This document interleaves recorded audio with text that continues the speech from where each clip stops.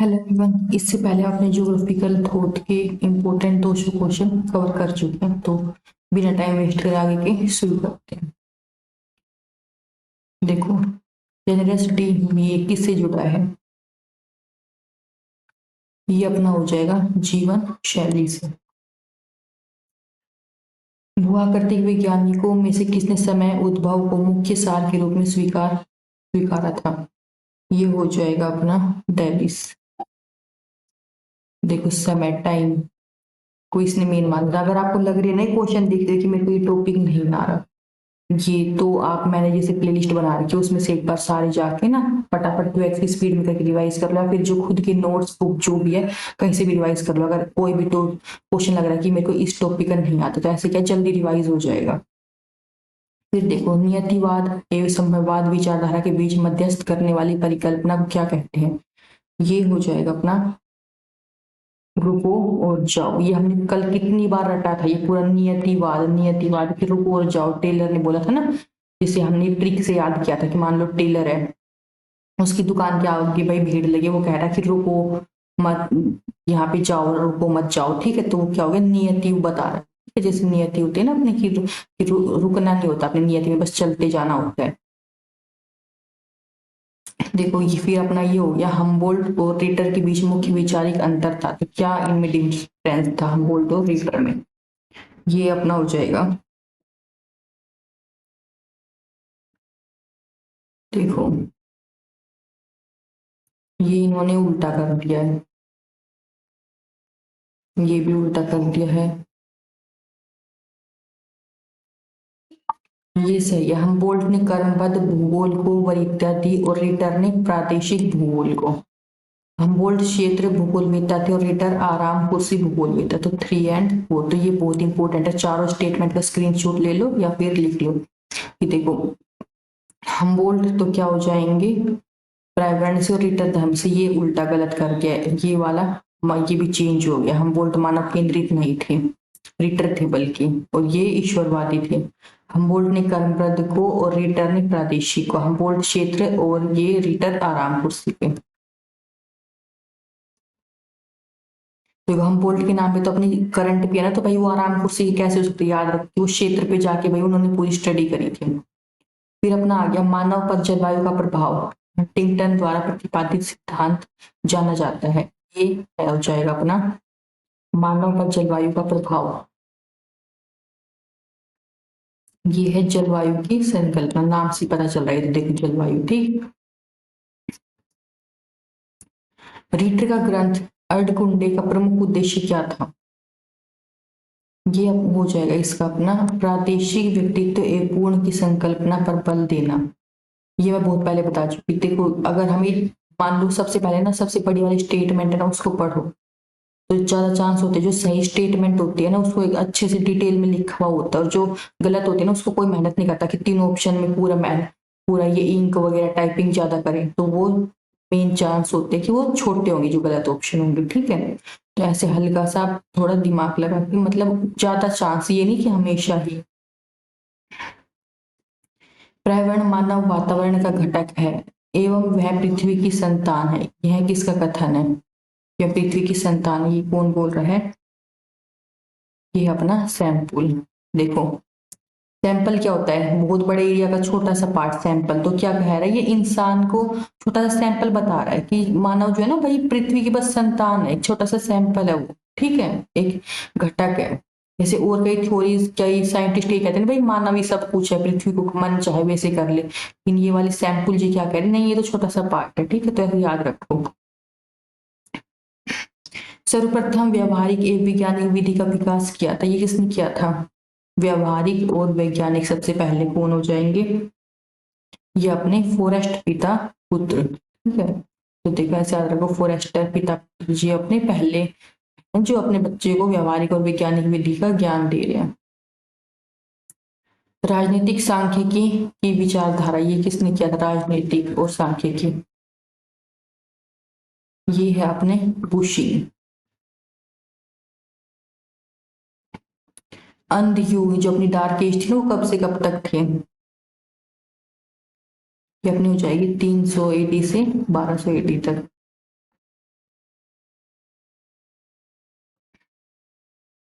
ये बताना ये कौन थे।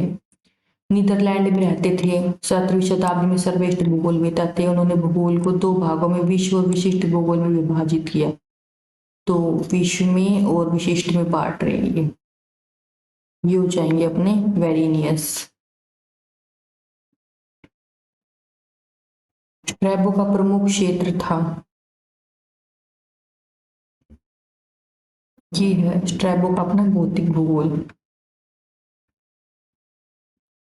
फ्रांस की ग्रामीण बस्ती का प्रतिरूप अध्ययन किसने किया था? तो ये अपने डिवांशियन। ये जैसे कि कुछ कुछ नाम होते हैं जो हमने बहुत नहीं सुन रखे, तो उनको ज्यादा मत याद करने की इतनी कोशिश करो। जो बार बार रिपीट हो रहे हैं ना, उन जैसे प्रीवियस ईयर क्वेश्चन में आप करते हो, तो बस उनको एकदम अच्छे से पक्का कर लो कि हाँ ये तो करने ही करने हैं। अगर ये एक दो कभी कभी आ रहे हैं ना, ये तो चलो छोड़ने लायक क्वेश्चन होते हैं, उनको छोड़ दो। कौन सा एक अरब भूगोलवेत्ताओं पर लागू होता है? तो इनको पढ़ो एक बार, खुद सोचने की कोशिश करो। इन संकल्पनाओं का मुख्य योगदान खगोलीय में आधुनिक भूगोल यात्रा नहीं दिया। ये देखो नहीं दिया, हम सिर्फ ये देख ले तो छूट जाता। तो इसका ऑप्शन है बी। देखो मैंने अभी बताया ना, बड़ा चांस है, जो बड़ा वाला ऑप्शन है ना वो सही होगा। देखो बी कितने दो लाइनों में आ रहा है, तो ये ही मेन है।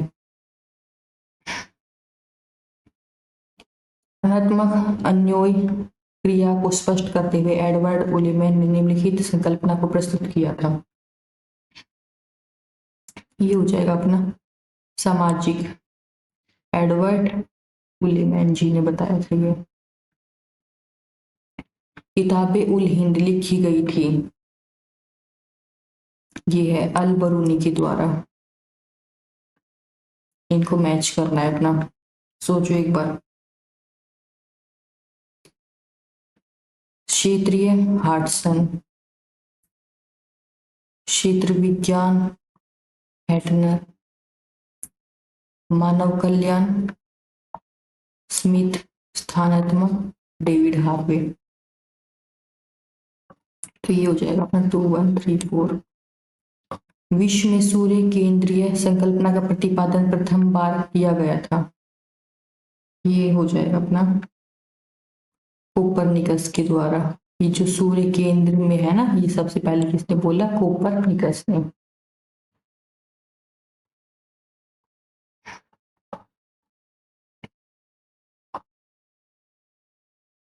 ये देखो मानचित्र कला पर प्रथम ग्रंथ लिखा गया था, ये अपने टोलमी के द्वारा। सहेगर स्ट्रेडे द्वारा स्थानात्मक प्रसार के संबंध में विकसित किया गया मॉडल है। ये हो जाएगा अपना लोबी प्रकार का मॉडल। दर्शन शास्त्र में वह स्थिति जिसमें अर्थ और ज्ञान की समस्यापूर्ण स्थिति के समाधान और संयोजन के संदर्भ में उनकी कार्य तथा अनुभव को शब्दों में परिभाषित किया गया है। ये है अपना, देखो एक तो मेन अपनी वर्ड निकाला, दर्शन शास्त्र की बात कर रहे हैं, अर्थ ज्ञान की इसकी समस्या का बता रहे कि समाधान निकाल लीजिए। तो ये किसके द्वारा हो जाएगा? ये अपने व्यवहारिकतावाद। व्यवहार में हम यही तो करते हैं कि प्रॉब्लम सोल्व करनी होती है मेन हमने। ये सोचो क्या होगा इसका। रोबिन्स ढाल विश्लेषण, वेंटवर्थ औसत ढाल का स्पष्टता, हैनर का अपना बिंदुओं का उपयोग, और स्मिथ का अपना बचेगा ये आखिर का उच्चावच। तो ये हो गया 2341। भौगोलिक चिंतन के विकास के अनुसार मनुष्य उसके पर्यावरण के बीच निम्नलिखित तरह के संबंध होते हैं। तो इसमें से कौन सा क्रम हो जाएगा? सबसे पहले किसके साथ कनेक्शन होगा इंसान का? पहले तो देखो पर्यावरण नियतिवाद, फिर संभववाद, फिर नवनिश्चयवाद। सबसे पहले हम नेचर के करीब थे, फिर हमने संभव करना स्टार्ट किया। ऐसे याद करो, अब हम एकदम लेटेस्ट मॉडर्न टेक्नोलॉजी में आ गए। ऐसे याद कर लो तो याद रहेगा हमेशा 1 2 3।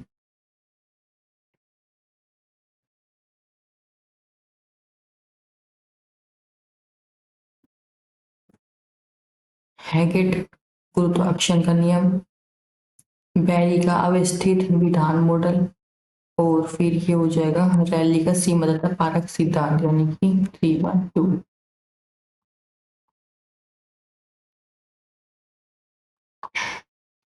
संसार के सांस्कृतिक परिमंडलों की सबसे अधिक मान्य योजना प्रतिपादित की थी। ये अपने हो जाएंगे ब्रूक तथा वेब ने। स्थानिक विसरण प्रक्रिया के अध्ययन में सर्वाधिक महत्वपूर्ण योगदान है। ये हो जाएगा हॉटशॉन का स्थानिक विसरण प्रक्रिया।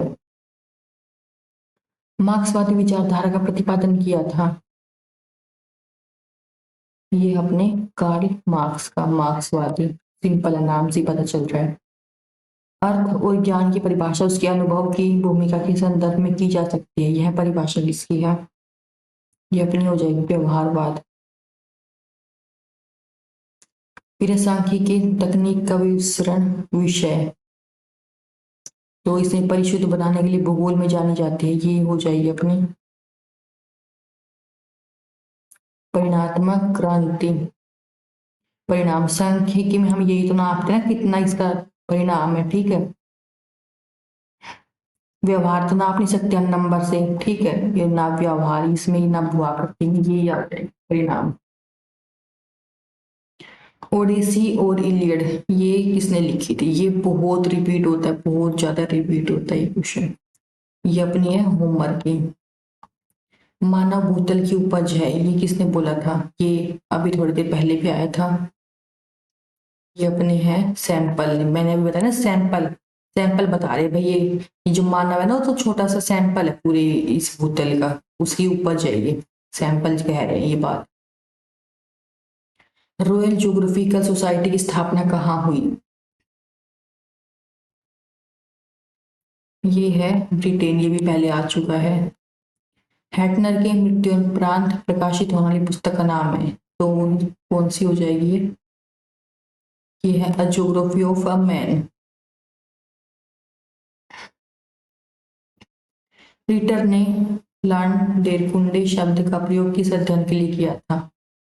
तो इन्होंने ये यूज किया था, ये थ्योरीज में ये सारे वर्ड, अगर आपने जैसे मेरी ना इंपोर्टेंट मॉडल्स थ्योरीज की पूरी प्ले लिस्ट जाके एक बार पढ़ लोगे ना, वहां पे सारे हो जाएंगे। रीटर ने कौन सी थ्योरी दी थी, उसमें क्या क्या था, तो पूरा एक बार ना क्लियर हो जाएगा।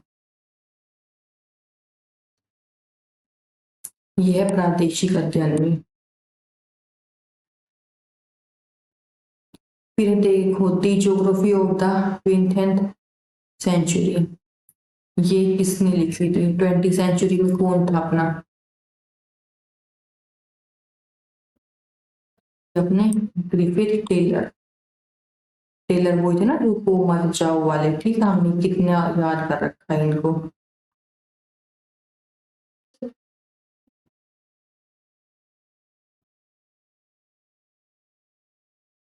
मेरा अध्ययन तत्वों पर आधारित है, दार्शनिक तर्क पर नहीं, ये किसने कहा था?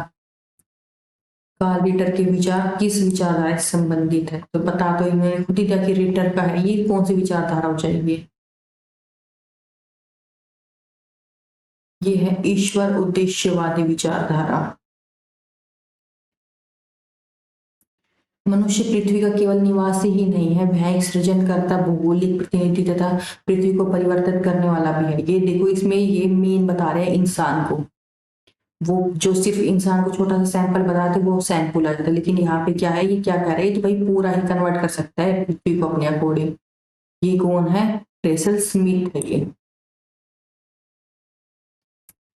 मानव भूगोल की निम्नलिखित विचारधाराओं में कौन सी जर्मन संप्रदाय से संबंधित है? ये है पर्यावरण निश्चयवाद। भूगोल के इस प्रथम संस्थान की स्थापना कहाँ हुई थी? ये है सरग्रेस, अफ्रीका, यूनान, रोम। प्रथम संस्थान अपना भूगोल का, ये है सरग्रेस। भौगोलिक विकास की जर्मन विचारधारा के अंतर्गत निम्नलिखित नहीं है। नहीं है यानी कि बाकी तीन है जो हमने पहचानने और याद रखनी है। तो अवस्थापन है, लैंडस्केप है, वातावरण है, अपर्दन चक्र की संकल्पना नहीं है, तो इसका ऑप्शन हो जाएगा अपना डी। ठीक। भूगोल के प्रथम संस्थान की स्थापना की थी, ये किसने की थी? ये टीटर ने। राजनीतिक भूगोल का पिता कहलाता है, राजनीतिक राजनीतिक ये है रेड। आर आर से याद करो, आर है इसमें भी रेड। मोबिलिटी, जो मोबिलिटी ट्रांजिशन की संकल्पना है ना अपनी, वो दी थी अपनी। मोबिलिटी क्या होता है? मूव टू मूवमेंट जो होती है वो। तो ये है अपने हैगर फ्रीडलैंड। भूगोल में अवस्थित संप्रदाय के प्रतिनिधि है, ये अपने हो जाएंगे पीटर हैगेट। क्षेत्रीय विभेदन की संकल्पना का प्रतिपादन किया है, ये हो जाएगा अपना हार्टशाल ने। ये हम पिछली बार भी ट्रिक करके कर चुके हैं। विभेदन और ये हाइट से कैसे कनेक्ट करेंगे? जो हाइट है हम पीछे ना ऐसे हाइट और फिर वो विभेदन ऐसे तीर से करके पिछले में हम अच्छे से कर चुके हैं। निम्न में से किसने राष्ट्रीय एटलस संस्थान को स्थापित किया है? ये हो जाएगा अपना एस पी चटर्जी। भारत में सबसे पुराना भूगोल विभाग किस विश्वविद्यालय में है? तो ये हो जाएगा अपना, ये तो अलीगढ़ मुस्लिम यूनिवर्सिटी में। ठीक है। 19वीं शताब्दी के उत्तरार्ध में जिस विद्वान ने भूगोल के अंतर्गत सिर्फ प्राकृतिक तत्वों के अध्ययन की हिमायत की है, ये कौन है? ये हो जाएगा रिchthofen। निम्न में से कौन सामाजिक डार्विनवाद का प्रवर्तक है?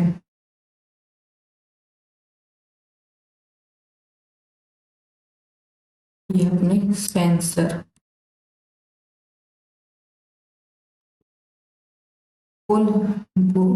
विन्यासिक संगठन के प्रारूप एवं प्रक्रिया का अध्ययन करता है, ये बोल रहा है किसने दी है? ये कौन से युग में? ये हो जाएगी अपनी क्षेत्र विश्लेषण युग में। अग्रोग्राफ की रचना की थी, ये अपने गैडीज ने। एडवर्ड एकरमैन निम्न में से किससे संबंधित है? एकरमैन, ये बहुत रिपीट होता है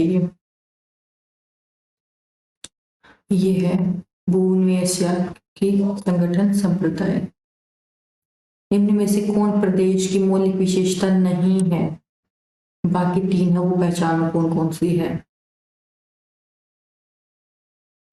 समरूपता नहीं है, विस्तृत है, स्वरूपगत है, क्षेत्रीय है। प्रदेश की मौलिक विशेषता की विस्तृत होना चाहिए, एक जैसा रूप होना चाहिए, क्षेत्रीय सहसंबंध होना चाहिए, समरूपता जरूरी नहीं। पृथ्वी की सही आकृति है, बहुत बेसिक है। बताओ ये अपनी जो पोल पे से चपटे और इक्वेटर पे से जोड़िए। कौन सा विद्वान क्षेत्रीय कार्यात्मक संगठन की संकल्पना से संबंध है? ए के फिल ब्रेक।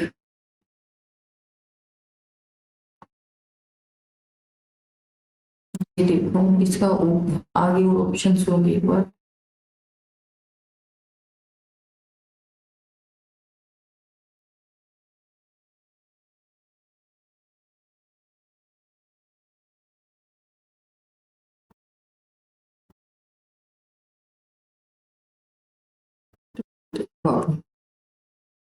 डिमांजिया का फ्रेंच आल्प्स, मर्दानी का लेस पिरनीज, ब्लेचार्ड का आल्प्स। तो ब्लेचार्ड का आल्प्स, मर्दानी का पेरेनीज, सोरे का पिकार्डी, डिमांजिया का आल्प्स। तो इसको ये इतना इम्पोर्टेंट नहीं, फिर भी कर लो ये याद हो जाए, तो जरूरी नहीं है ये इतनी इम्पोर्टेंट। ठीक है। भूगोल देववाद से ग्रसित था, ये कौन है? ऋतुवाद, चिरसम छायावादी काल। निम्न में से कौन लियोपोल्ड मोड्रिक से संबंधित है? यह है जाल विश्लेषण। फाउंडेशन ऑफ ह्यूमन ज्योग्राफी पुस्तक के लेखक हैं, यह है जे ब्रूल्स। ह्यूमंस को बता रही हूँ ज्योग्राफी। केवल एक ऐसा स्वतंत्र विषय है जिसका उद्देश्य लोगों को इस विश्व का आकाशीय पिंडों तथा थल महासागर, जीव जंतु, वनस्पतियों और पृथ्वी के क्षेत्र में देखी जाने वाली प्रत्येक अन्य वस्तु का ज्ञान प्राप्त करना था। वह कथन किसका है? ये स्वतंत्र विषय है जो इन सब के बारे में स्टडी करेगा। ये कौन कह रहे हैं? स्ट्रैबो जी कह रहे थे। ये सबसे पहले के टाइम की, तो पहले के टाइम में यही था कि मेन हम एनवायरनमेंट से अपने आप को कनेक्ट करके पढ़ना पसंद करते थे। भूगोल पृथ्वी के एक स्थान से दूसरे स्थान तक परिवर्तनशील स्वरूपों का वर्णन है। ये किसने बोला है? एक एरिया से दूसरे को ही कनेक्ट करने की बात कौन कर रहा है? हर्षल। जैसे हमारा हार्ट होता है ना कि हम दिल से मिलते एक दूसरे से, यहाँ से वहां, तो ऐसे याद कर लो। एक स्थान से दूसरी जगह कौन मिल रहा है? हार्ट का जो सन है ना वो। भूगोल के नामकरण एवं उसको प्राथमिक स्तर पर व्यवस्थित स्वरूप प्रदान करने का श्रेय किसको जाता है? इसका नामकरण भी कर रहा है और ये इसका व्यवस्था भी कर रहा है। यह यूनानियों ने किया था, सबसे पहले आए थे ये। भूगोल का जनक किसे कहा जाता है? भूगोल का, ये अपने हेकेटियस।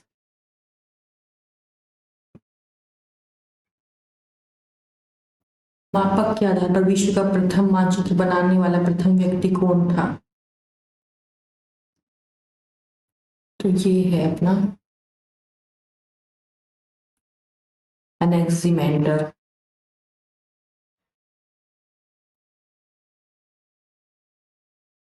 भूगोल के लिए ज्योग्राफी शब्द का सर्वप्रथम प्रयोग किसने किया था?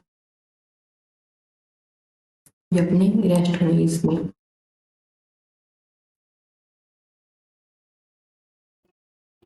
पलिनी की पुस्तक हिस्टोरिया नेचुरलिस जो खंडों में प्रकाशित हुई थी में वर्णित किया गया है। ये है, इसमें ब्रह्मांड, जीव विज्ञान, मानव विज्ञान, इन सब के बारे में बताया गया है। ठीक है। डेविस का अपवर्तन चक्र प्रारंभ होता है, ये कहाँ से स्टार्ट होता है? उत्थान की समाप्ति पर। क्या कहते हैं कि एक बार जब पहले कोई माउंटेन ऊपर उठ जाएगा फिर क्या है, कटना शुरू होगा। ये कहते थे, इनकी मेन पॉइंट यही था कि पहले तो ये पहाड़ ऊपर उठेगा, जब ये उठना बंद हो जाएगा, जब ये कटाव शुरू इसका शुरू होगा, जो कि एकदम गलत बात है इनकी। ठीक है। रासायनिक अपक्षयकरण के अंतर्गत इसमें चट्टानों का निर्माण होता है। ये भी हम पूरी रासायनिक और कौन कौन से टाइप से चट्टान बनती है ना, पूरा डिटेल कवर कर चुके हैं। जो मॉर्फोलॉजी की प्लेलिस्ट में मिल जाएगा ये टॉपिक आपका रूप वाला, वो एक बार कर लो अगर इसमें थोड़ा सा कंफ्यूजन हो जाता है। ऋतु अपक्षय प्रक्रिया में ये हो जाएगी अपनी, देखो मौसम से क्या होगा, मतलब कभी गर्मी आ रही है तो ड्राई हो गई, बारिश में पिघल जाएगी तो क्या हो जाएगा, इसमें चट्टानें टूटेंगी। वो कभी बर्फ से सिकुड़ रही है, कभी पानी उसे बहा के लेके जा रहा है अपने साथ। ठीक है। परतदार पर्वतों में सबसे नवीन पर्वत कौन सा है जो लेयर लेयर में बना है? वो है अपना हिमालय, सबसे नया पर्वत है। तो मिलते हैं अपने नई यूनिट में, नए टॉपिक में। Thank you. अभी तक अगर आपने सब्सक्राइब नहीं किया है तो सब्सक्राइब कर दो हम, क्योंकि आगे भी ना पूरी इंपॉर्टेंट पूरा कवर करने वाले एग्जाम के लिए। और अपने फ्रेंड्स को भी जो तैयारी कर रहे हैं आपके साथ पढ़ते हैं उनको भी शेयर कर दो। अगर कोई सजेशन या फीडबैक है तो वो प्लीज कमेंट में मेरे को लिख दो। कोई नोट्स चाहिए, कुछ भी प्रॉब्लम है तो वो। Thank you.